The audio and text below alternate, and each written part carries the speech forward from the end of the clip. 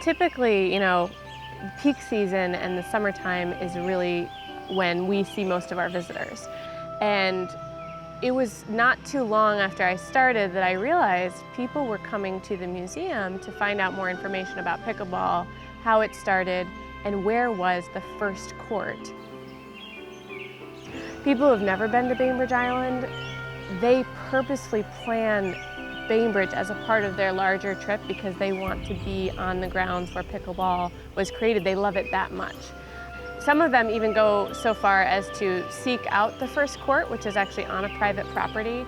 And luckily, the owners of that property, they feel so strongly that that court is important and have preserved it in its original state.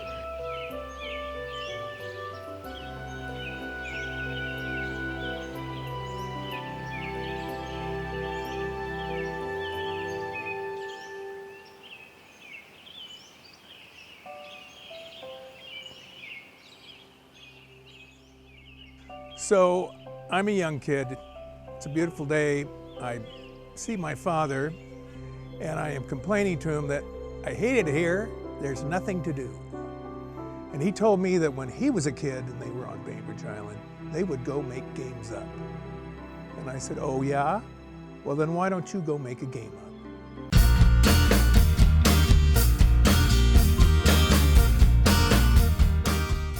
Well, the next thing you know, he grabbed a little wiffle ball. I had been given a plastic ball and bat. They used to come in little sets. And he took what was technically a wiffle ball. He walked up to what we called the shed, which is sort of a workshop back here, found a badminton net for this existing badminton court, strung it, and started goofing around. Our good friends, the Bells, were here renting a place. And he and Bill Bell started hitting the ball back and forth. My name is Bill Bell. I'm the son of one of the founders of pickleball, Bill Bell Jr., along with my sister Allison and brother Joel. In 1965, I was the ripe age of 5 years old. There was a lot of commotion on this court all day, every day in the summer. Usually it's the older kids, that being our parents, playing, watching each other's play, cheering each other on, and just having a great time.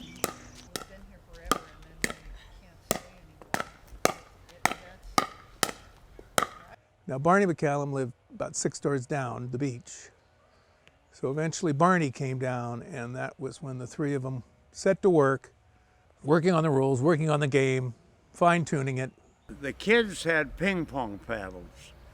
And I just went in and got a piece of 3/8 plywood, and this is the way this is done, and cut paddles.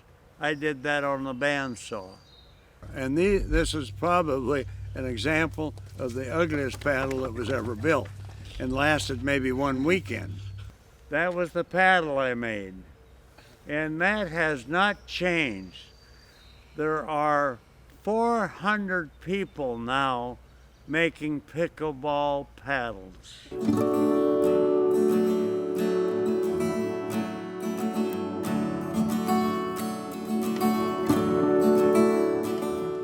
The Sports Fitness Industry Association now reports that there are over 3.1 million pickleball players in the United States alone.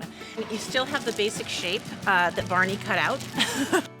What started as just a backyard game on Bainbridge Island has now spread not only throughout the United States, but also throughout the world. So we sell thousands of these nets. It's an incredible product. They set up in 5 minutes, they take down in 5 minutes. You can set up a court anywhere, driveway, cul-de-sac, park, and they're the canary in the coal mine. Every time we sell a net, we know that's like planting a seed. A special favorite of people's is the Villages in Central Florida, where they have over 182 pickleball courts. The cover of Tennis Magazine, April 2018, was devoted to pickleball. Welcome to the Pickleball Hall of Fame. Joel Pritchard really the father of pickleball. Without Joel, we wouldn't be here. He was a real gamesman. He was an incredible human being. You know, with my dad, it was not so much cocktails, more let's play a game. And you know, he really was a camp counselor at heart. And you know, he just loved getting people involved, doing, playing.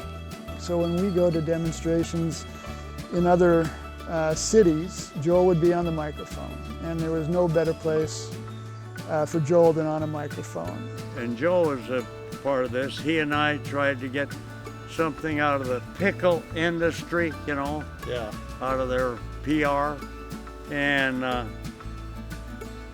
we thought it was a cinch. And you know what they did for us? They gave us 5 gallons of pickles to take to tournaments.